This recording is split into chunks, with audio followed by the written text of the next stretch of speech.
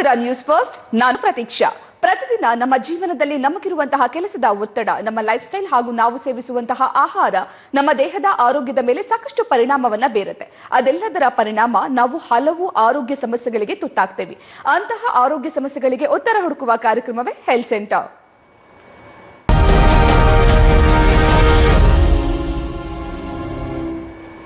ವೀಕ್ಷಕರ, ಇವತ್ತಿನ ಕಾರ್ಯಕ್ರಮದಲ್ಲಿ ನಾವು ವೆರಿಕೋಸ್ ವೇನ್ಸ್ ಬಗ್ಗೆ ಮಾತನಾಡ್ತಿದ್ವಿ. ಹಾಗಾದ್ರೆ ವೆರಿಕೋಸ್ ವೇನ್ಸ್ ಅಂದ್ರೆ ಏನು, ಸಿಂಪ್ಟಮ್ಸ್ ಯಾವ ರೀತಿ ಆಗಿರುತ್ತೆ, ವೆರಿಕೋಸ್ ವೇನ್ಸ್ ಬಂದ ಮೇಲೆ ಅದನ್ನ ಯಾವ ರೀತಿ ಮ್ಯಾನೇಜ್ ಮಾಡಬೇಕು, ಇದೆಲ್ಲದರ ಬಗ್ಗೆ ಮಾತನಾಡೋದಕ್ಕೆ ಇವತ್ತು ನಮ್ಮ ಜೊತೆ ಇದ್ದಾರೆ ನಮ್ಮ ಹೋಮಿಯೋಪತಿಯ ಡಾಕ್ಟರ್ ಆಗಿರುವಂತಹ ಡಾಕ್ಟರ್ ಪ್ರಶಾಂತ್ ಬಸವರಾಜ್ ಅಲ್ಗೋಡ್ ಅವರು. ಬನ್ನಿ ಅವರನ್ನ ಕಾರ್ಯಕ್ರಮಕ್ಕೆ ವೆಲ್ಕಮ್ ಮಾಡ್ತಾ ಕಾರ್ಯಕ್ರಮ ಶುರು ಮಾಡೋಣ.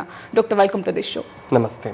ಈ ಅತಿ ಹೆಚ್ಚು ಸಮಯ ನಿಂತ್ಕೊಂಡು ಕೆಲಸ ಮಾಡೋರಿಗೆ ವೆರಿಕೋಸ್ ವೇನ್ಸ್ ಸಾಮಾನ್ಯವಾಗಿ ಹೆಚ್ಚಾಗಿ ಕಾಣಿಸ್ಕೊಳ್ಳುತ್ತೆ ಅಂತ ಹೇಳ್ತಾರೆ. ಮೊದಲಿಗೆ ವೆರಿಕೋಸ್ ವೇನ್ಸ್ ಅಂದ್ರೆ ಏನು ಅಂತ ತಿಳಿಸ್ಕೊಡೋದಾದ್ರೆ. ನಿಜವಾಗ್ಲೂ ಅದರಲ್ಲೂ ತುಂಬ ಜನ ಪೇಷಂಟ್ಗಳಿಗೆ ಆಲ್ರೆಡಿ ಕ್ಲಿನಿಕಲ್ ವಿಸಿಟ್ ಆಗ್ತಾ ಇರೋದು ಕೂಡ ನೋಡ್ತಾ ಇದ್ದೀವಿ.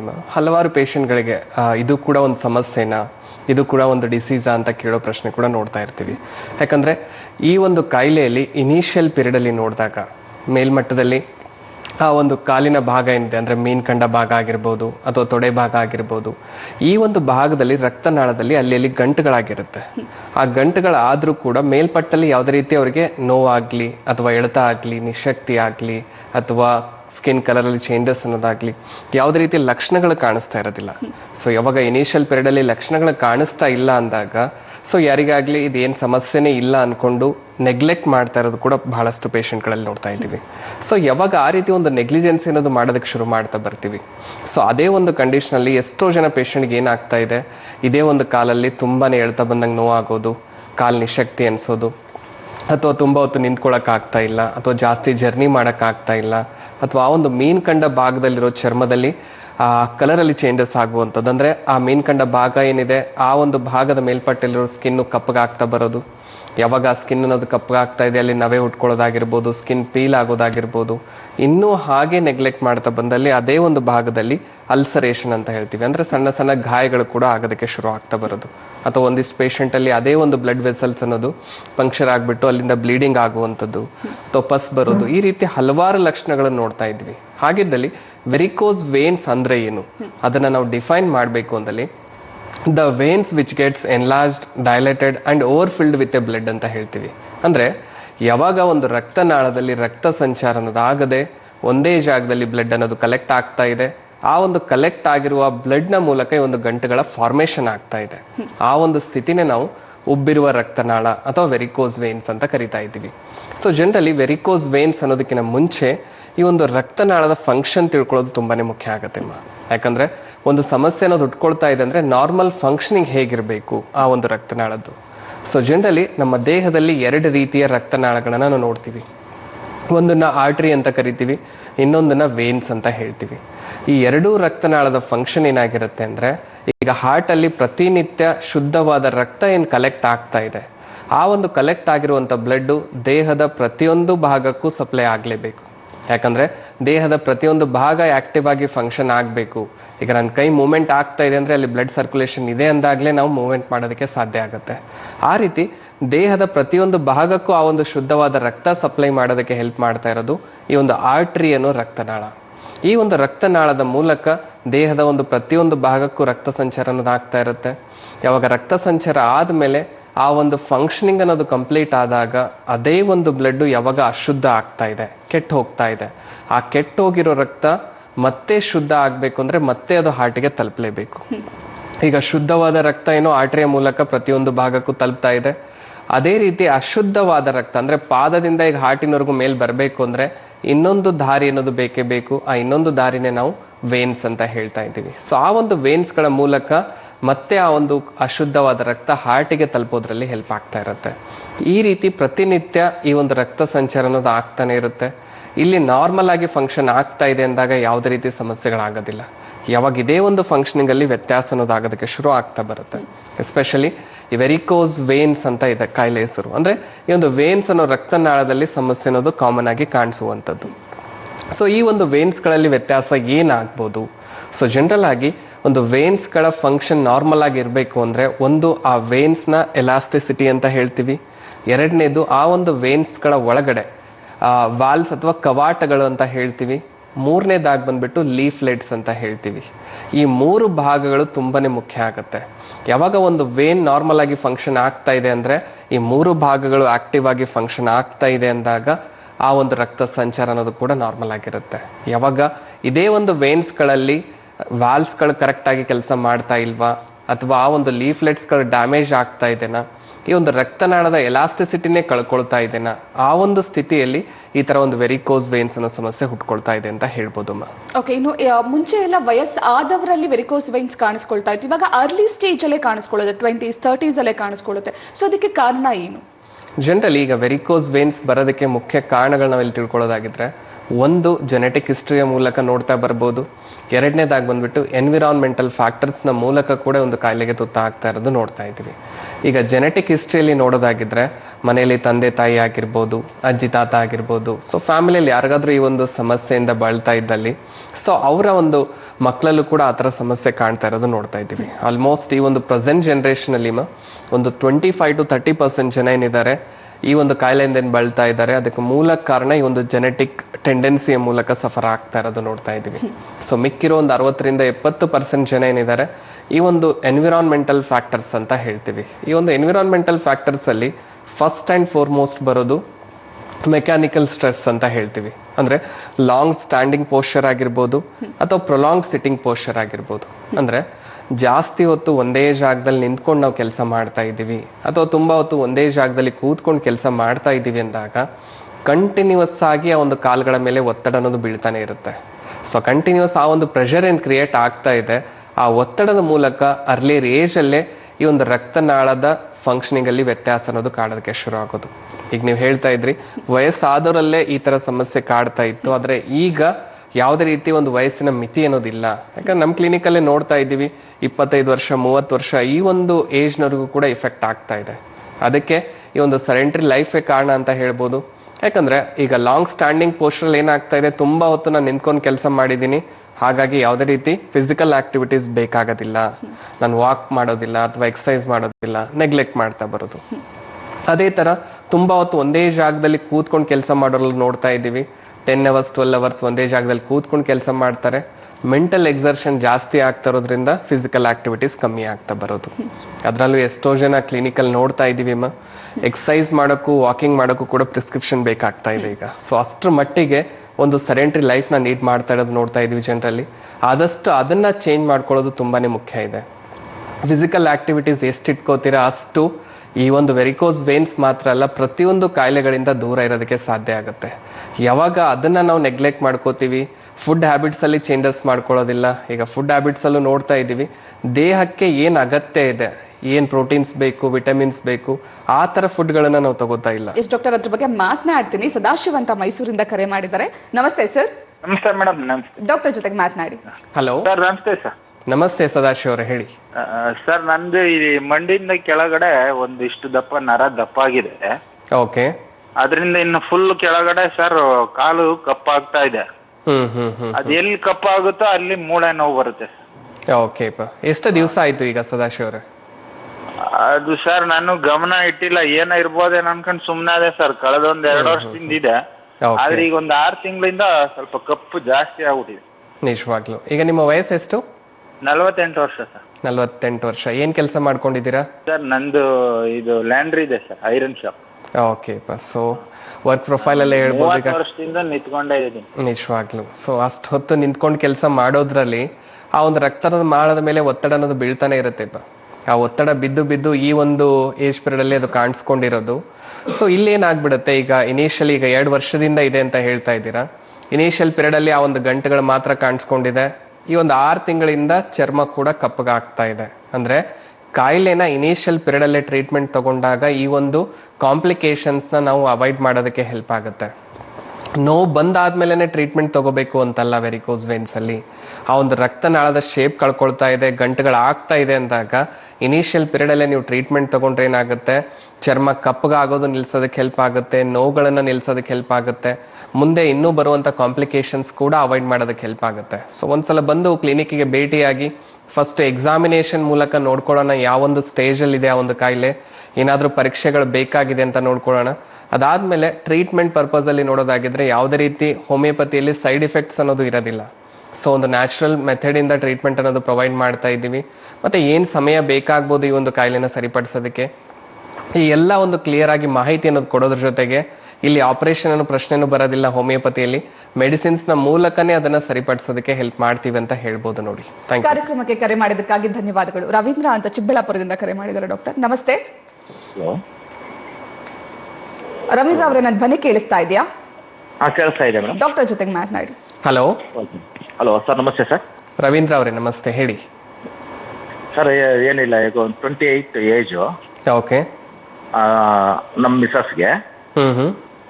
ಸೊ ಅವ್ರದ್ದು ಏನಾಗಿದೆ ಅಂದರೆ ಈ ಕಾಲು ಇದು ಎಲ್ಲನೂ ಜಾಸ್ತಿ ವಾಕ್ ಮಾಡಿದಾಗ ಓಕೆ, ಮತ್ತೆ ಜಾಸ್ತಿ ಏನಾರ ಇದು ಪ್ರೆಷರ್ ಆಗಿ ಕೆಲಸ ಮಾಡಿದಾಗ ಸ್ವಲ್ಪ ಕ್ಲಾಟ್ ಆಗುತ್ತೆ ಬ್ಲಡ್. ಒಂಥರ ಬ್ರೌನ್ ಕಪ್ ಕಲರು ಮಚ್ಚೆಗಳು ಬರುತ್ತೆ. ಓಕೆ. ಮತ್ತೆ ಕಾಲಲ್ಲೇ ಅಲ್ಲ ಕೈಯಲ್ಲೂ ಅಷ್ಟೊಂದಿಟ. ಎಲ್ಲಿ ಇದು ಕೈಯಲ್ಲಿ ಹ್ಯಾಂಡಲ್ ಏನೋ ಜಾಸ್ತಿ ಕೆಲಸ ಮಾಡಿದಾಗ ಕೈಯಲ್ಲಿ ಓಕೆ, ಆಗ ಇದು ಯಾವ್ದನ್ನ ಒಂದು ಸ್ಪಾಟ್ ಅಲ್ಲಿ ಮಚ್ಚೆ ಆಗುತ್ತೆ. ಒಂದು 15 days ಇರುತ್ತೆ. ಎಷ್ಟು ದಿವಸ ಆಯ್ತು ಈ ತರ ಸ್ಟಾರ್ಟ್ ಆಗಿ? ಅದೇ ವಾಸಿ ಆಗುತ್ತೆ. ಓಕೆ, ಎಷ್ಟು ದಿವಸ ಆಯ್ತು ಈ ತರ ಸ್ಟಾರ್ಟ್ ಆಗಿ? ಸರ್ ಒಂದು 2 years ಇಂದ ಆಯ್ತು. 2 ವರ್ಷದಿಂದ ಇದೆ. ಹಾಸ್ಪಿಟಲ್ ತೋರಿಸ್ದೆ, ಇದು ಟ್ರೀಟ್ಮೆಂಟ್ ಇಲ್ಲ ಅಂದ್ರು. ಓಕೆ, ಸೊ ಟೆನ್ಷನ್ ತಗೊಳ್ಳೋ ಅಗತ್ಯ ಇಲ್ಲ. ಪ್ರತಿಯೊಂದು ಸಿಸ್ಟಮಲ್ಲೂ ಲಿಮಿಟೇಷನ್ ಅದು ಇದ್ದೇ ಇರುತ್ತೆ. ಈಗ ಇಂಗ್ಲೀಷ್ ಮೆಡಿಸಿನಲ್ಲಿ ಟ್ರೀಟ್ಮೆಂಟ್ ಇಲ್ಲದೆ ಇದ್ದಾಗ ಆಯುರ್ವೇದಿಕ್ ಆಗಿರ್ಬೋದು, ಹೋಮಿಯೋಪತಿ ಆಗಿರ್ಬೋದು, ಸೊ ಇದರಲ್ಲಿ ಟ್ರೀಟ್ಮೆಂಟ್ ಇರೋ ಚಾನ್ಸಸ್ ಇರುತ್ತೆ. ಸೊ ಒಂದು ಕಡೆ ಹೋಗಿ ಟ್ರೀಟ್ಮೆಂಟ್ ಇಲ್ಲ ಅಂದ್ಕೊಂಡ್ರಪ್ಲೇನೆ ಟ್ರೀಟ್ಮೆಂಟ್ ತಗೊಳ್ಳದೆ ಹಾಗೆ ಬಿಡೋದು ಕೂಡ ತಪ್ಪಾಗುತ್ತೆ. ಸೊ ಬೇರೆ ಒಂದು ಡಾಕ್ಟರ್ ಒಪಿನಿಯನ್ ತಗೊಳ್ಳೋದು ಕೂಡ ತುಂಬ ಮುಖ್ಯ ಆಗುತ್ತೆ. ಸೊ ಒಂದ್ಸಲ ಬಂದು ಭೇಟಿಯಾಗಿ ಫಸ್ಟ್ ಎಕ್ಸಾಮಿನೇಷನ್ ಮಾಡೋದ್ರ ಮೂಲಕ ಮತ್ತು ಯಾವುದಾದ್ರೂ ಪರೀಕ್ಷೆಗಳ ಅಗತ್ಯ ಇದ್ದಲ್ಲಿ ಅವುಗಳನ್ನು ಮಾಡಿಸೋದ್ರ ಮೂಲಕ ಕರೆಕ್ಟಾಗಿ ಡಯಾಗ್ನೋಸ್ ಮಾಡ್ಕೊಳ್ಳೋಣ ಕಾಯಿಲೆನ. ಆ ಡಯಾಗ್ನೋಸ್ ಮಾಡಿದಾಗ ಅದಕ್ಕೆ ಒಂದು ಸೂಕ್ತವಾದ ಟ್ರೀಟ್ಮೆಂಟ್ ಪ್ರೊವೈಡ್ ಮಾಡ್ತಾ ಬಂದಲ್ಲಿ ಆ ಒಂದು ಸಮಸ್ಯೆಯಿಂದ ಸಂಪೂರ್ಣವಾಗಿ ಹೊರಬರೋಕ್ಕೂ ಹೆಲ್ಪ್ ಆಗುತ್ತೆ. ಸೊ ಈ ಥರ ಹಲವಾರು ಕಾಯಿಲೆಗಳಿಗೆ ಹೋಮಿಯೋಪತಿಯಲ್ಲಿ ಒಳ್ಳೆ ಟ್ರೀಟ್ಮೆಂಟ್ ಇದೆ. ಸಂಪೂರ್ಣವಾದ ಸೊಲ್ಯೂಷನ್ ಪ್ರೊವೈಡ್ ಮಾಡೋದ್ರಲ್ಲೂ ಕೂಡ ಹೆಲ್ಪ್ ಆಗ್ತಾ ಇದೆ. ಒಂದ್ಸಲ ನಮ್ಮ ಹೋಮಿಯೋಪತಿಗೆ ಬಂದು ಭೇಟಿಯಾಗಿ ಸೊ ನಿಮ್ಮ ಒಂದು ಕಾಯಿಲೆಯಿಂದ ಹೊರಬರೋದಕ್ಕೆ ನಾವು ಹೆಲ್ಪ್ ಮಾಡ್ಬೋದು ಅಂತ ತಿಳಿಸ್ಬೋದು ನೋಡಿ. Thank you. ಕಾರ್ಯಕ್ರಮಕ್ಕೆ ಕರೆ ಮಾಡಿದ್ದಕ್ಕಾಗಿ ಧನ್ಯವಾದಗಳು. ಡಾಕ್ಟರ್, ವೆರಿಕೋಸ್ ವೈನ್ಸ್ ಬಗ್ಗೆ ಜೊತೆಗೆ ನಮ್ಮ ಹೋಮಿಯೋಪತಿ ಬಗ್ಗೆ ನಿಮ್ಮ ಹತ್ರ ಮತ್ತಷ್ಟು ಮಾತನಾಡ್ತೀನಿ. ವೀಕ್ಷಕರೇ, ಇವತ್ತಿನ ಕಾರ್ಯಕ್ರಮದಲ್ಲಿ ವೆರಿಕೋಸ್ ವೈನ್ಸ್ ಬಗ್ಗೆ ಮಾತನಾಡ್ತಾ ಇದ್ದೀವಿ. ಹಾಗಾಗಿ ಇದಕ್ಕೆ ಸಂಬಂಧಪಟ್ಟಂತಹ ಸಮಸ್ಯೆಗಳು ನಿಮಗಿದ್ದಲ್ಲಿ ನೀವು ಕೂಡ ನಮ್ಮ ಕಾರ್ಯಕ್ರಮಕ್ಕೆ ಕರೆ ಮಾಡಿ ಡಾಕ್ಟರ್ ಜೊತೆಗೆ ಮಾತನಾಡಿ ನಿಮ್ಮ ಸಮಸ್ಯೆಗಳಿಗೆ ಸಲಹೆಯನ್ನ ಪಡ್ಕೊಳ್ಬಹುದು. ಕಾರ್ಯಕ್ರಮ ಮುಂದುವರಿಯುತ್ತೆ. ಬ್ರೇಕ್ ಆದ್ಮೇಲೆ ಹೆಲ್ತ್ ಸೆಂಟರ್ ನೇರ ಪ್ರಸಾರ ಕಾರ್ಯಕ್ರಮಕ್ಕೆ ಮತ್ತೊಮ್ಮೆ ಸ್ವಾಗತ. ಸರ್, ಆಗ್ಲೇ ಮಾತನಾಡ್ತಾ ಇದ್ವಿ, ನೀವು ಕಾಸಸ್ ಬಗ್ಗೆ ಹೇಳ್ತಾ ಇದ್ರೆ ಅದ್ರ ಬಗ್ಗೆ ಹೇಳೋದಾದ್ರೆ? ಇಶ್ವಾಗ್ಲೂ ಫಸ್ಟ್ ಆ್ಯಂಡ್ ಫಾರ್ಮೋಸ್ಟ್ ನಾನು ಹೇಳ್ತಾ ಇದ್ದೆ ಮೆಕ್ಯಾನಿಕಲ್ ಸ್ಟ್ರೆಸ್ ಬಗ್ಗೆ. ಅದೇ ಥರ ಸೆಕೆಂಡ್ ಕಾರಣ ನೋಡೋದಾಗಿದ್ರೆ ಓವರ್ ವೇಟ್ ಅಥವಾ ಒಬ್ಯಾಸಿಟಿ ಅಂತ ಹೇಳ್ತೀವಿ. ಯಾವಾಗ ದೇಹದ ತೂಕ ಬೆಳೀತಾ ಹೋಗುತ್ತೆ, ಆ ಒಂದು ತೂಕದ ಒತ್ತಡ ಬೀಳ್ತಾ ಇರೋದೇ ಒಂದು ಕಾಲುಗಳ ಮೇಲೆ. ಕಂಟಿನ್ಯೂಸ್ ಆಗಿ ಆ ಒಂದು ಒತ್ತಡ ಬೀಳ್ತಾ ಬಂದಲ್ಲಿ ಏನಾಗ್ಬಿಡುತ್ತೆ, ಕಾಲಲ್ಲಿರೋ ರಕ್ತನಾಳದ ಮೇಲೂ ಕೂಡ ಪ್ರೆಷರ್ ಕ್ರಿಯೇಟ್ ಆಗ್ತಾ ಬಂದಲ್ಲಿ ಆ ಒಂದು ರಕ್ತನಾಳದ ಫಂಕ್ಷನ್ ದಿನೇ ದಿನೇ ಕಮ್ಮಿ ಆಗ್ತಾ ಬರೋದು. ಸೊ ಆ ಒಂದು ಸ್ಥಿತಿಯಲ್ಲೂ ಕೂಡ ಈ ಥರ ವೆರಿಕೋಸ್ ವೇನ್ಸ್ ಅನ್ನೋ ಒಂದು ಸಮಸ್ಯೆಗೆ ಈಡಾಗ್ತಾ ಇರೋದು ನೋಡ್ತಾ ಇದ್ದೀವಿ. ವೆರಿಕೋಸ್ ವೇನ್ಸ್ ಮಾತ್ರ ಅಲ್ಲ, ಈ ಒಂದು ಆರ್ಥ್ರೈಟಿಸ್ ಅಲ್ಲೂ ಕೂಡ ನೋಡ್ತಾ ಇದ್ದೀವಿ. ಯಾವ ರೀತಿ ದೇಹದ ತೂಕ ಬೆಳೀತಾ ಹೋಗುತ್ತೆ, ಈ ಸಂಧಿವಾತದ ಸಮಸ್ಯೆ ಕೂಡ ಅಷ್ಟು ಕಾಮನ್ ಆಗಿ ಬರ್ತಾ ಇರೋದು ನೋಡ್ತಾ ಇದ್ದೀವಿ. ಹಾಗಾಗಿ ಆದಷ್ಟು ವೇಟ್ನ ಕಂಟ್ರೋಲ್ ಆಗಿ ಇಟ್ಕೊಳ್ಳೋದು, ನಿಮ್ಮ ಹೈಟಿಗೆ ತಕ್ಕಂಗೆ ಏನು ವೇಟ್ ಇರಬೇಕು ಅದ್ರ ಪ್ರಕಾರ ಮೇಂಟೈನ್ ಮಾಡ್ತಾ ಬಂದಲ್ಲಿ ಕಾಯಿಲೆಗಳಿಂದ ದೂರ ಇರೋದಕ್ಕೆ ಸಾಧ್ಯ ಆಗುತ್ತೆ ಅಂತ ತಿಳಿಸ್ಬೋದು. ಮತ್ತು ಮೂರನೇದಾಗಿ ಈ ಒಂದು ಪ್ರೆಗ್ನೆನ್ಸಿ ಪೀರಿಯಡಲ್ಲಿ ಎಷ್ಟೋ ಜನ ಹೆಣ್ಮಕ್ಳಲ್ಲಿ ನೋಡ್ತಾ ಇದ್ದೀವಿ, ಒಂದು 6th ಅಥವಾ 7th ಮಂತ್ ಪ್ರೆಗ್ನೆನ್ಸಿಯಲ್ಲಿ ದೇಹದ ತೂಕ ಹೇಗೆ ಬೆಳೆಯುತ್ತೆ, ಅದ್ರ ಜೊತೆಗೆ ಹಾರ್ಮೋನ್ಸ್ ಲೆವೆಲ್ಸಲ್ಲೂ ಕೂಡ ವ್ಯತ್ಯಾಸ ಆಗ್ತಾ ಇರುತ್ತೆ. ಆ ಒಂದು ವ್ಯತ್ಯಾಸದ ಮೇರೆಗೆ ಏನಾಗ್ತಾ ಇದೆ, ಒಂದು ರಕ್ತನಾಳದಲ್ಲಿ ಫಂಕ್ಷನಿಂಗಲ್ಲೂ ಕೂಡ ಚೇಂಜಸ್ ಆಗೋದಕ್ಕೆ ಶುರು ಆಗೋದು. ಸೊ ಆ ಥರ ಪ್ರೆಗ್ನೆಂಟ್ ವುಮೆನಲ್ಲಿ ಈ ಥರ ಏನಾದರೂ ಸಮಸ್ಯೆ ಕಾಣಿಸ್ಕೊಂಡಿದೆ ಅಂದಾಗ ಯಾವುದೇ ರೀತಿ ಗಾಬರಿ ಆಗೋ ಅಗತ್ಯ ಇಲ್ಲ ಅಂತ ತಿಳಿಸ್ಬೋದು. ಆ ಟೈಮಲ್ಲಿ ಅದಕ್ಕೆ ಆದ ಸಪ್ರೇಟ್ ಆಗಿ ಮೆಡಿಕೇಶನ್ ತಗೊಳ್ಳೋ ಅಗತ್ಯನೂ ಬರೋದಿಲ್ಲ. ನೀವು ಮೇನ್ ಆಗಿ ಕಾನ್ಸಂಟ್ರೇಟ್ ಮಾಡಬೇಕಾಗಿರೋದು ಪ್ರೆಗ್ನೆನ್ಸಿಯ ಮೇಲೆ. ಒನ್ಸ್ ಪ್ರೆಗ್ನೆನ್ಸಿ ಕಂಪ್ಲೀಟ್ ಆದಮೇಲೆ, ಡೆಲಿವರಿ ಆದಮೇಲೆ ಸೊ ಅದಕ್ಕೆ ಒಂದು ಟ್ರೀಟ್ಮೆಂಟ್ ಅನ್ನೋದು ಪಡ್ಕೊಂಡು ಸರಿಪಡಿಸ್ಕೋಬೋದು. ಯಾಕಂದರೆ ಪ್ರೆಗ್ನೆನ್ಸಿ ಟೈಮಲ್ಲಿ ಯಾವುದೇ ರೀತಿ ಮೆಡಿಕೇಶನ್ ತಗೊಳ್ಳೋದನ್ನು ಅವಾಯ್ಡ್ ಮಾಡೋದ್ರಿಂದ ಮಗುವಿನ ಬೆಳವಣಿಗೆಯಲ್ಲಿ ಸೊ ತುಂಬ ಯಾವುದೇ ರೀತಿ ಚೇಂಜಸ್ ಆಗದಿರೋ ಥರ ನಾರ್ಮಲ್ ಆಗಿ ಗ್ರೋತ್ ಆಗೋದಕ್ಕೆ ಹೆಲ್ಪ್ ಆಗುತ್ತೆ. ಆ ಟೈಮಲ್ಲಿ ಏನಾದರೂ ಟ್ರೀಟ್ಮೆಂಟ್ ತಗೊಳ್ತಾ ಬಂದಲ್ಲಿ ಅದರಿಂದ ಮಗುವಿನ ಬೆಳವಣಿಗೆಯಲ್ಲಿ ಏನಾದರೂ ವ್ಯತ್ಯಾಸಗಳಾಗೋ ಚಾನ್ಸಸ್ ಇರುತ್ತೆ. ಒನ್ಸ್ ಡೆಲಿವರಿ ಆದಮೇಲೆ ಟ್ರೀಟ್ಮೆಂಟ್ ತಗೊಳ್ಳೋದು ಒಳ್ಳೆಯದಂತ ತಿಳಿಸ್ಬೋದು. ಅದೇ ಥರ ಏನಾದರೂ ಮೆಕ್ಯಾನಿಕಲ್ ಇಂಜುರೀಸ್ ಆದ ಕಾರಣ ಕೂಡ ಈ ಒಂದು ವೆರಿಕೋಸ್ ವೇನ್ ಸಮಸ್ಯೆ ಬರ್ತಾ ಇರೋದು ನೋಡ್ತಾ ಇದ್ದೀವಿ. ಅದೇ ಥರ ಹೆಣ್ಮಕ್ಳಲ್ಲಿ ಒಂದು ಕಾಂಟ್ರಸೆಪ್ಟಿವ್ ಪಿಲ್ಸ್ ರಿಪೀಟೆಡ್ ಆಗಿ ಯೂಸ್ ಮಾಡೋದ್ರಿಂದ ಕೂಡ ಈ ಥರ ಒಂದು ಸಮಸ್ಯೆಗೆ ಈಡಾಗ್ತಾ ಇರೋದು ನೋಡ್ತಾ ಇದ್ದೀವಿ. ಈ ರೀತಿ ಹಲವಾರು ಕಾರಣಗಳಿದೆ ಈ ಒಂದು ಕಾಯಿಲೆಗೆ ತುತ್ತಾಗೋದಕ್ಕೆ. ಆದರೆ ಕಾರಣ ಏನೇ ಆಗಿದ್ರೂ ಕಾಯಿಲೆನ ಕರೆಕ್ಟಾಗಿ ಡಯಾಗ್ನೋಸ್ ಮಾಡ್ಕೊಳ್ಳೋದು ತುಂಬಾ ಮುಖ್ಯ ಆಗುತ್ತೆ. ಯಾಕಂದರೆ ವೆರಿಕೋಸ್ ವೇನ್ಸ್ ಇನಿಷಿಯಲ್ ಪೀರಿಯಡಲ್ಲಿ ಯಾವ ರೀತಿ ನೆಗ್ಲೆಕ್ಟ್ ಮಾಡ್ತಾ ಹೋಗ್ತೀವಿ ಆ ರೀತಿ ಆ ಕಾಯಿಲೆ ಬೆಳೀತಾನೆ ಹೋಗೋದು, ಬೆಳೀತಾ ಬೆಳೀತಾ ಒಂದು ಕಾಂಪ್ಲಿಕೇಟೆಡ್ ಸ್ಥಿತಿಗೆ ಕೂಡ ರೀಚ್ ಆಗ್ತಾ ಇದೆ ಸುಮಾರು ಪೇಷಂಟ್ಸಲ್ಲಿ ಅಂತ ತಿಳಿಸ್ಬೋದು. ಎಸ್, ಡಾಕ್ಟರ್ ವಿಜಯ್ ಕುಮಾರ್ ಅಂತ ತುಮಕೂರಿಂದ ಕರೆ ಮಾಡಿದ್ದಾರೆ. ನಮಸ್ತೆ ಸರ್. ನಮಸ್ತೆ, ಡಾಕ್ಟರ್ ಜೊತೆಗೆ ಮಾತನಾಡಿ. ಹಲೋ ಹಲೋ, ವಿಜಯ್ ಕುಮಾರ್ ಅವರೇ ನಮಸ್ತೆ, ಹೇಳಿ. ನಮಸ್ತೆ ಮೇಡಮ್. ನಮಸ್ತೆ ಸರ್. ಹೇಳಿಪ್ಪ, ಹೇಳಿ.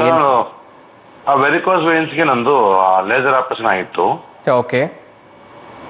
ಒಂದು 1 ಮಂತ್ ಆಗಿದೆ ಆಗಿ. ಓಕೆ. ಹೇಗಿದ್ದೀರಾ ಈಗ? ಸರ್ ಈಗ ಅದು ಗಾಯ ವಾಸಿ ಆಗ್ತಿಲ್ಲ ಕರೆಕ್ಟಾಗಿ. ಮತ್ತೆ ಏನಂತ ಹೇಳಿದಾರೆ ಅಲ್ಲಿ ಟ್ರೀಟ್ಮೆಂಟ್ ಕೊಟ್ಟಾದ್ಮೇಲೆ? ಟ್ರೀಟ್ಮೆಂಟ್ ಕೊಟ್ಟೋದು ಅದು ಒಂದು ನರದ ಮೇಲೆ ಒಂದು ವೆರಿಕೋಸ್ ಅಲ್ಸರ್ ಆಗಿತ್ತು ಸರ್. ಹಂಗಾಗಿ ಅದು ವಾಸಿ ಆಗಿಲ್ಲ, ಲೇಸರ್ ಆಪರೇಷನ್ ಮಾಡಿಸ್ಬೇಕು ಅಂತಂದ್ರು. ಲೇಸರ್ ಆಪರೇಷನ್ ಮೆಡ್ರೆ ಹಾಸ್ಪಿಟಲ್ ಮಾಡ್ತಿದೀವಿ. ಬಟ್ ಅದೇ ಲೇಟ್ ಒಂದು 2-3 ವಾರ ಕ್ಯೂರ್ ಆಗುತ್ತೆ ಅಂದ್ರು.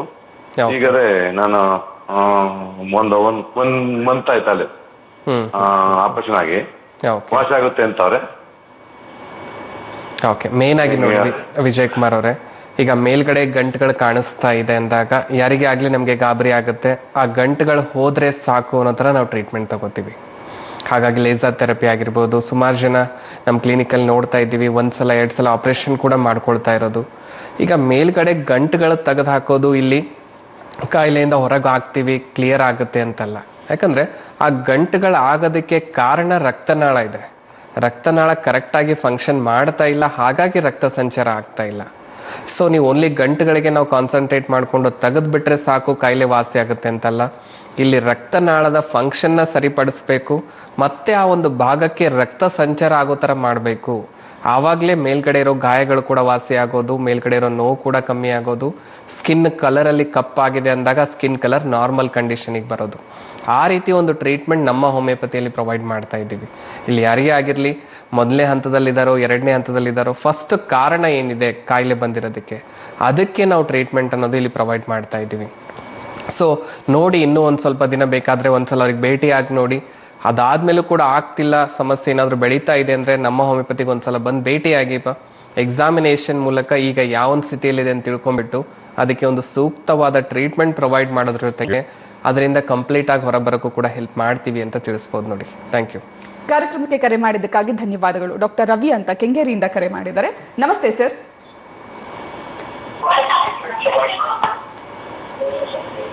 ರವಿ ಅವರ ಧ್ವನಿ ಕೇಳಿಸ್ತಾ ಇದೆಯಾ? ನಮಸ್ಕಾರ ಮೇಡಮ್. ನಮಸ್ತೆ, ಡಾಕ್ಟರ್ ಜೊತೆಗೆ ಮಾತನಾಡಿ. ಹಲೋ. ಹಲೋ ರವಿ ಅವರೇ ನಮಸ್ತೆ, ಹೇಳಿ. ನಮಸ್ಕಾರ ಸರ್. ನಮಸ್ತೆ, ಹೇಳಿ. ಸರ್, ಇದು ಕಾಲ್ನಲ್ಲಿ 2 ಕಾಲ್ನಲ್ಲೂ ಗಾಯ ಆಗಿದೆ. ಓಕೆ. ಅದು ವೀನಸ್ ಅಲ್ಸರ್ ಅಂತ ಹೇಳ್ತಾ ಇದ್ದಾರೆ. ನಿಜವಾಗ್ಲು? ಓಕೆ. ಎಷ್ಟು ದಿವಸ ಆಯ್ತು ಈಗ ರವಿ ಅವರೇ? ಸರ್, ಇದು 6 ಮಂತ್ ಇದೆ. 3 years ಇಂದ ವಾಸಿ ಆಗುತ್ತೆ, ಮತ್ತೆ ಬರುತ್ತೆ ಅದು. ಎಲ್ಲ ತೋರಿಸಿದ್ದೀರಾ ಈಗ ಎಷ್ಟಕ್ಕೆ ಮುಂಚೆ? ಹೌದು ಸರ್, ಅದು ರಾಜರಾಜೇಶ್ವರಿ ಹಾಸ್ಪಿಟಲ್ ನಲ್ಲಿ ತೋರಿಸಿದ್ದೆ. ಓಕೆ. ಏನಂತ ಹೇಳಿದ್ದಾರೆ? ಅದು ವೀನಸ್ ಅಲ್ಸರ್ ಅಂತ, ಸ್ಟ್ಯಾಂಡಿಂಗು ಸಿಟ್ಟಿಂಗ್ ನಲ್ಲಿ ಇದ್ರೆ ಈ ತರ ಬರುತ್ತೆ ಅಂತ ಹೇಳ್ತಾರೆ. ಟ್ರೀಟ್ಮೆಂಟ್ ತಗೋತಾ ಇದ್ದೀರಾ ಮತ್ತೆ? ಆ ಟ್ಯಾಬ್ಲೆಟ್ಸ್ ತಗೋತಾ ಇದೀನಿ ಸರ್. ಏನಾದರೂ ಚೇಂಜಸ್ ಆಗ್ತಾ ಇದೆನಾ ಈಗ? ಚೇಂಜಸ್ ಆಗ್ತಾ ಇಲ್ಲ, ಅದಿನ್ನು ಸ್ವಲ್ಪ ದೊಡ್ಡದೇ ಆಗ್ತಾ ಇದೆ. ನಿಜವಾಗ್ಲು ಮೇನ್ ಆಗಿ ನೋಡಿ, ವೆರಿಕೋಸ್ ಅಲ್ಸರ್ಸಲ್ಲಿ ಏನಾಗ್ಬಿಡುತ್ತೆ, ಸೊ ಯಾವ ರೀತಿ ಆ ರಕ್ತ ಸಂಚಾರ ಕಮ್ಮಿ ಆಗ್ತಾ ಹೋಗುತ್ತೆ ಆ ರೀತಿ ಗಾಯಗಳು ಇನ್ನೂ ಬೆಳೀತಾನೆ ಹೋಗುತ್ತೆ. ಈಗ ಯಾವುದೇ ಒಂದು ಈಗ ಸಣ್ಣದಾಗಿ ಫಿಂಗರ್ಗೆ ನಾವು ಒಂದು ದಾರ ಕಟ್ಟಿದಾಗ ಕಲರ್ ಹೇಗೆ ಚೇಂಜ್ ಆಗುತ್ತೆ, ಅದೇ ಥರ ಈಗ ಕಾಲಲ್ಲಿರೋ ರಕ್ತನಾಳದಲ್ಲಿ ಬ್ಲಾಕ್ ಆಗಿದೆ ಅಂದಾಗ ಆ ಒಂದು ಜಾಗದಲ್ಲಿ ರಕ್ತ ಸಂಚಾರನೇ ಇಲ್ಲ ಅಂದರೆ ಏನಾಗುತ್ತೆ ನೀವೇ ಯೋಚನೆ ಮಾಡಿ. ಆ ರೀತಿ ಚೇಂಜಸ್ ಆಲ್ರೆಡಿ ಆಗ್ತಾ ಇದೆ. 3 ವರ್ಷ ಅಂತ ಹೇಳ್ತಾ ಇದ್ದೀರಾ, ಇನ್ನೂ ಹಾಗೆ ನೆಗ್ಲೆಕ್ಟ್ ಮಾಡ್ತಾ ಹೋದರೆ ಆ ಪಾರ್ಟ್ಗಳನ್ನೇ ಕಟ್ ಮಾಡಿ ತೆಗೆದು ಹಾಕಬೇಕು ಅನ್ನೋ ಸ್ಥಿತಿಗೂ ಕೂಡ ಹೋಗುತ್ತೆ ಎಷ್ಟೋ ಜನರಲ್ಲಿ. ಅಂದರೆ ಗ್ಯಾಂಗ್ರೀನ್ ಕಂಡೀಷನ್ಗೂ ಕೂಡ ಹೋಗ್ತಾ ಇದೆ. ಅಷ್ಟು ನೆಗ್ಲೆಕ್ಟ್ ಮಾಡ್ಕೊಳಕ್ಕೆ ಹೋಗಬೇಡಿ. ಇದಕ್ಕೆ ಒಳ್ಳೆ ಟ್ರೀಟ್ಮೆಂಟ್ ಇದೆ ಹೋಮಿಯೋಪತಿಯಲ್ಲಿ. ಅದರಲ್ಲೂ ನಮ್ಮ ಹೋಮಿಯೋಪತಿಯಲ್ಲಿ ನಾವಿಲ್ಲಿ ಪ್ರೊವೈಡ್ ಮಾಡ್ತಾ ಇರೋದು advanced nanogenetic 6th generation constitutional medicines ಅಂತ ಹೇಳ್ತೀವಿ. ಅಂದರೆ ಈ ಒಂದು ಪ್ರೆಸೆಂಟ್ ಜನ್ರೇಷನ್ಗೆ ಸೂಟ್ ಆಗುವಂಥ ಮೆಡಿಕೇಷನ್ನ ನಾವು ಇಲ್ಲಿ ಪ್ರಿಪೇರ್ ಮಾಡಿಬಿಟ್ಟು ಪ್ರೊವೈಡ್ ಮಾಡುವಂಥದ್ದು. ಸೊ ಒಂದ್ಸಲ ಬಂದು ನೀವು ಭೇಟಿ ಆದರೆ ಫಸ್ಟು ಎಕ್ಸಾಮಿನೇಷನ್ ಮೂಲಕ ಆ ಕಾಯಿಲೆ ಯಾವೊಂದು ಹಂತದಲ್ಲಿದೆ ಅಂತ ತಿಳ್ಕೊಳ್ಳೋಣ, ಅದಕ್ಕೆ ಒಂದು ಸೂಕ್ತವಾದ ಟ್ರೀಟ್ಮೆಂಟ್ ಪ್ರೊವೈಡ್ ಮಾಡೋದ್ರ ಜೊತೆಗೆ ಆ ಒಂದು ಕಾಯಿಲೆಯಿಂದ ಸಂಪೂರ್ಣವಾಗಿ ಹೊರಬರೋಕ್ಕೂ ಕೂಡ ಹೆಲ್ಪ್ ಮಾಡ್ಬೋದು ನೋಡಿಪ್ಪ. Thank you. ಕಾರ್ಯಕ್ರಮಕ್ಕೆ ಕರೆ ಮಾಡಿದ್ದಕ್ಕಾಗಿ ಧನ್ಯವಾದಗಳು. ಡಾಕ್ಟರ್ ಭೀಮಪ್ಪ ಅಂತ ಧಾರವಾಡದಿಂದ ಕರೆ ಮಾಡಿದ್ದಾರೆ. ನಮಸ್ತೆ ಸರ್. ನಮಸ್ಕಾರ ಸರ್. ಡಾಕ್ಟರ್ ಜೊತೆಗೆ ಮಾತನಾಡಿ. Hello hello hello hello sir. Bhimappa ಅವರೇ ನಮಸ್ತೆ, ಹೇಳಿ. ಸರ್ ಹೇಳಿ. ವೇನ್ಸ್ ಆಗಿತ್ತು ಸರ್, ಕಾಲ ಒಂದ್ 2 ವರ್ಷದಿಂದ ಕಾಲ ಗಾಯ ಆಗಿತ್ತು ಸರ್. ಅದು ಓಕೆ. ಅದು ಗಾಯ ಪೂರ್ತಿ ನೋವಾಗಿ ಮತ್ತೆ ಕಾಲು ಆಪರೇಷನ್ ಆಗಿತ್ತು ಸರ್ ನಮ್ದು. ಅದು ಓಕೆ. ಈಗ ಮತ್ತೆ ಹೊಳ್ಳಿ ಅದು ಕಾಲು ಸ್ವಲ್ಪ ಕಾಲು ತುರ್ಕಿ ಬಂದಂಗ ಆಗೋದು ಆಗಾಗತ್ತೈತ್ರಿ ಮೇಡಮ್. 2 ಕಾಲ್ ಆಗಿದ್ರಿ ಸರ್ ನಮ್ದು. ಇಷ್ಟಕ್ಕೆ ಮುಂಚೆ ಕೂಡ ನಾನು ಅದನ್ನೇ ಹೇಳ್ತಾ ಇದ್ದೆ ಭೀಮಪ್ಪ ಅವರೇ, ಆಪರೇಷನ್ ಮಾಡೋದ್ರಿಂದ ಅಥವಾ ಲೇಸರ್ ಥೆರಪಿ ತಗೊಳ್ಳೋದ್ರಿಂದ ಆ ಪ್ರೆಸೆಂಟ್ ಸಿಚುವೇಶನ್ನ ನಾವು ಕಾಯಿಲೆನ ಸ್ವಲ್ಪ ಮಟ್ಟಿಗೆ ದೂರ ಅಥವಾ ಮುಂದೂಡೋದಕ್ಕೆ ಹೆಲ್ಪ್ ಆಗುತ್ತೆ ಹೊರತಾಗಿ ಕಾಯಿಲೆಯಿಂದ ಸಂಪೂರ್ಣವಾಗಿ ಹೊರಬರೋಕ್ಕೆ ಹೆಲ್ಪ್ ಆಗ್ತಾ ಇಲ್ಲ. ಇಲ್ಲಿ ಮೇಲ್ಗಡೆ ಗಂಟುಗಳು ಮಾತ್ರ ಅಲ್ಲದೆ ಆ ಗಂಟುಗಳು ಆಗ್ತಾ ಇರೋದಕ್ಕೆ ಹಿಂದೆ ಕಾರಣ ಏನಿದೆ, ರಕ್ತನಾಳದ ಫಂಕ್ಷನಿಂಗ್ ಅಲ್ಲಿ ಏನು ವ್ಯತ್ಯಾಸ ಆಗಿದೆ ಅದನ್ನ ಸರಿಪಡಿಸ್ಕೊಳ್ಳೋದು ತುಂಬಾನೇ ಮುಖ್ಯ ಆಗುತ್ತೆ. ಕಾನ್ಸ್ಟಿಟ್ಯೂಷನಲ್ ಥೆರಪಿ ಅಥವಾ ಆ ಒಂದು ನಿಮ್ಮ ದೇಹಕ್ಕೆ ಅನುಗುಣವಾಗಿ ಕೊಡುವಂತ ಟ್ರೀಟ್ಮೆಂಟ್ ನಮ್ಮ ಹೋಮಿಯೋಪತಿಯಲ್ಲಿ ಪ್ರೊವೈಡ್ ಮಾಡ್ತಾ ಇದ್ದೀವಿ. ಯಾಕಂದ್ರೆ ವೆರಿಕೋಸ್ ವೇನ್ಸ್ ಅಂತ ಪ್ರತಿದಿನ 100 ಪೇಷಂಟ್ ಬರ್ತಾರೆ. ಎಲ್ಲರಿಗೂ ಸೇಮ್ ಮಾತ್ರೆ ಸೇಫ್ ಟ್ರೀಟ್ಮೆಂಟ್ ಅಂತ ಇರೋದಿಲ್ಲ ಹೋಮಿಯೋಪತಿಯಲ್ಲಿ. ನಿಮ್ಮ ದೇಹಕ್ಕೆ ಅನುಗುಣವಾಗಿ ನಿಮಗೆ ಯಾವ ರೀತಿ ಮೆಡಿಕೇಶನ್ ಸೂಟ್ ಆಗುತ್ತೆ, ನಿಮ್ಮಲ್ಲಿ ಮೆಡಿಕೇಶನ್ ಕೊಟ್ಟಾಗ ಯಾವ ರೀತಿ ಚೇಂಜಸ್ ಆಗ್ತಾ ಇದೆ ಅದ್ರ ಪ್ರಕಾರ ಮೆಡಿಕೇಶನ್ ಅನ್ನೋದು ಫಾಲೋಅಪ್ ಮಾಡ್ತಾ ಇರ್ತಾರೆ. ಹಾಗಾಗಿ ಒಂದ್ಸಲ ಬಂದು ನೀವು ಭೇಟಿ ಆದಲ್ಲಿ ಫಸ್ಟ್ ಎಕ್ಸಾಮಿನೇಷನ್ ಮೂಲಕ ಕಾಯಿಲೆ ಯಾವೊಂದು ಹಂತಕ್ಕೆ ತಲುಪಿದೆ ಅನ್ನೋದು ನೋಡೋಣ. ಮತ್ತೆ ಇಲ್ಲಿ ಆಪರೇಷನ್ ಪ್ರಶ್ನೆ ಬರೋದಿಲ್ಲ, ಮೆಡಿಸಿನ್ಸ್ನ ಮೂಲಕನೇ ಅದನ್ನ ಸರಿಪಡಿಸೋದಕ್ಕೆ ಹೆಲ್ಪ್ ಮಾಡ್ತೀವಿ ಅಂತ ತಿಳಿಸ್ಬೋದು ನೋಡಿ. Thank you. ಕಾರ್ಯಕ್ರಮಕ್ಕೆ ಕರೆ ಮಾಡಿದ್ದಕ್ಕಾಗಿ ಧನ್ಯವಾದಗಳು. ಇನ್ನು ಡಾಕ್ಟರ್, ಯಾವುದೇ ಹೆಲ್ತ್ ಇಶ್ಯೂಸ್ ಆಗಿರಲಿ ಅರ್ಲಿ ಸ್ಟೇಜಲ್ಲಿ ಟ್ರೀಟ್ಮೆಂಟ್ ತಗೊಂಡ್ರೆ ಕ್ಯೂರ್ ಕೂಡ ಬೇಗ ಆಗುತ್ತೆ, ಅಥವಾ ಅದನ್ನು ನೆಗ್ಲೆಕ್ಟ್ ಮಾಡಿ ಲಾಸ್ಟ್ ಸ್ಟೇಜಿಗೆ ಹೋದಾಗ ಟ್ರೀಟ್ಮೆಂಟ್ ಆಗಿರಲಿ ಅಥವಾ ಕ್ಯೂರ್ ಆಗೋದಾಗಲಿ ಎರಡೂ ಕೂಡ ಡಿಲೇ ಆಗುತ್ತೆ. ಸೊ ಹಾಗಾಗಿ ವೆರಿಕೋಸ್ ವೇನ್ಸಲ್ಲಿ ಆ ರೀತಿ ಸ್ಟೇಜಸ್ ಇದೆಯಾ? ನಿಜವಾಗ್ಲೂ ಈ ಒಂದು ಕಾಯಿಲೆಯಲ್ಲಿ ಇನಿಷಿಯಲ್ ಪೀರಿಯಡಲ್ಲಿ ನಾವು ನೋಡೋದಾಗಿದ್ರೆ ಯಾರಿಗೆ ಆಗಿರ್ಬೋದು, ಸೊ ಈ ಒಂದು ಮೀನ್ಕಂಡ ಭಾಗ ಅಥವಾ ಈ ಒಂದು ತೊಡೆ ಭಾಗದಲ್ಲಿ ರಕ್ತನಾಳದಲ್ಲಿ ಸ್ವಲ್ಪ ಚಿಕ್ಕದಾಗಿ ಗಂಟುಗಳು ಫಾರ್ಮೇಷನ್ ಆಗುವಂಥದ್ದು. ಆ ಥರ ಗಂಟುಗಳು ಕಾಣಿಸ್ಕೊಳ್ತಾ ಇದೆ ಅಂದಾಗ ಎಷ್ಟೋ ಜನ ನೆಗ್ಲೆಕ್ಟ್ ಮಾಡ್ತಾ ಇರೋದು ನೋಡ್ತಾ ಇದ್ದೀವಿ. ಈಗ ಕಾಲರ್ಸಲ್ಲೂ ಕೂಡ ನಾವು ಕೇಳ್ತಾ ಇದ್ವಿ. ಆ ರೀತಿ ನೆಗ್ಲೆಕ್ಟ್ ಮಾಡ್ತಾ ಬಂದಲ್ಲಿ ಯಾವಾಗ 2ನೇ ಹಂತಕ್ಕೆ ತಲುಪ್ತಾ ಇದೆ ಮೇಲ್ಗಡೆ ಲಕ್ಷಣಗಳು ಕೂಡ ಕಾಡೋದಕ್ಕೆ ಶುರು ಆಗೋದು. Initially aching pain with heaviness ಅಂತ ಹೇಳ್ತೀವಿ. ಅಂದರೆ ನಮ್ಮ ಕಾಲಲ್ಲಿ ನಮಗೆ ಎಳ್ತಾ ಬಂದೋದಕ್ಕೆ ಶುರು ಆಗೋದು, ಮತ್ತು ನಮ್ಮ ಕಾಲು ನಮಗೆ ಭಾರ ಅನ್ನಿಸ್ತಾ ಇದೆ, ಎತ್ತಿಡಕ್ಕೆ ಆಗ್ತಾ ಇಲ್ಲ, ಆ ರೀತಿ ಒಂದು ಸ್ಥಿತಿ ಅನ್ನೋದು ಕಾಣಿಸೋದಕ್ಕೆ ಶುರು ಆಗ್ತಾ ಬರೋದು.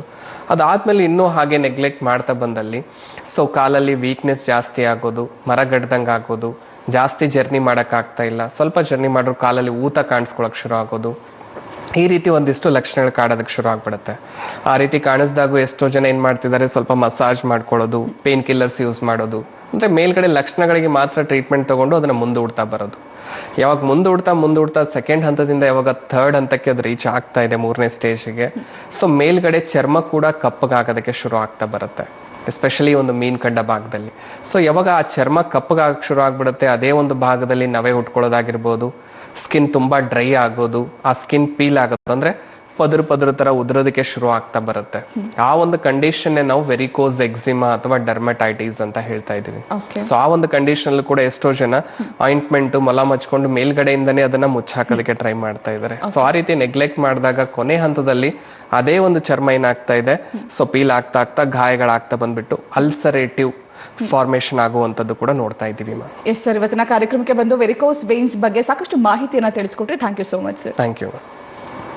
ವೀಕ್ಷಕರೇ, ನಿಮಗೂ ಕೂಡ ಏನಾದರೂ ಆರೋಗ್ಯ ಸಮಸ್ಯೆಗಳಿದ್ದಲ್ಲಿ ನೀವು ನಮ್ಮ ಹೋಮಿಯೋಪತಿಗೆ ಭೇಟಿ ನೀಡಿ ನಿಮ್ಮ ಸಮಸ್ಯೆಗಳಿಗೆ ಚಿಕಿತ್ಸೆಯನ್ನು ಪಡ್ಕೊಳ್ಬಹುದು. ಹಾಗಾದ್ರೆ ನಮ್ಮ ಹೋಮಿಯೋಪತಿಯ ಬ್ರಾಂಚಸ್ ಎಲ್ಲಿದೆ ಅಂತ ನೋಡೋದಾದ್ರೆ ಕರ್ನಾಟಕದಲ್ಲಿ ಬೆಂಗಳೂರು, ಮಲ್ಲೇಶ್ವರಂ, ಜಯನಗರ್, ಹುಬ್ಬಳ್ಳಿ, ಮೈಸೂರು, ದಾವಣಗೆರೆ, ಗುಲ್ಬರ್ಗಾ, ಹಾಸನ್, ಶಿವಮೊಗ್ಗ, ಹೊಸಪೇಟೆ, ಉಡುಪಿ ಹಾಗೂ ಬೆಳಗಾಂನಲ್ಲಿ ಬ್ರಾಂಚಸ್ ಇದೆ. ಜೊತೆಗೆ ಮಹಾರಾಷ್ಟ್ರದಲ್ಲಿ ನೋಡೋದಾದ್ರೆ ಮುಂಬೈ, ಪುಣೆ, ಕೊಲ್ಹಾಪುರ್, ನಾಗ್ಪುರ್, ಔರಂಗಾಬಾದ್, ನಾಸಿಕ್, ಸೋಲ್ಪುರ್ ಹಾಗೂ ನಾಂದೇಡಲ್ಲಿ ಇದೆ. ಸೊ ಹಾಗಾಗಿ ನಿಮಗೂ ಕೂಡ ಆರೋಗ್ಯ ಸಮಸ್ಯೆಗಳಿದ್ದಲ್ಲಿ ನಮ್ಮ ಹೋಮಿಯೋಪತಿಯ ಬ್ರಾಂಚಸ್ಗೆ ಭೇಟಿ ನೀಡಿ ನಿಮ್ಮ ಚಿಕಿತ್ಸೆಯನ್ನು ಪಡೆದುಕೊಳ್ಬಹುದು. ಇದಾಗಿತ್ತು ಇವತ್ತಿನ ಹೆಲ್ತ್ ಸೆಂಟರ್. ಕ್ಷಣದ ಮಾಹಿತಿಗಾಗಿ ನೋಡ್ತಾ ಇರಿ ನ್ಯೂಸ್ ಫಸ್ಟ್, ಪ್ರತಿ ಕ್ಷಣ ನಿಮ್ಮೊಂದಿಗೆ.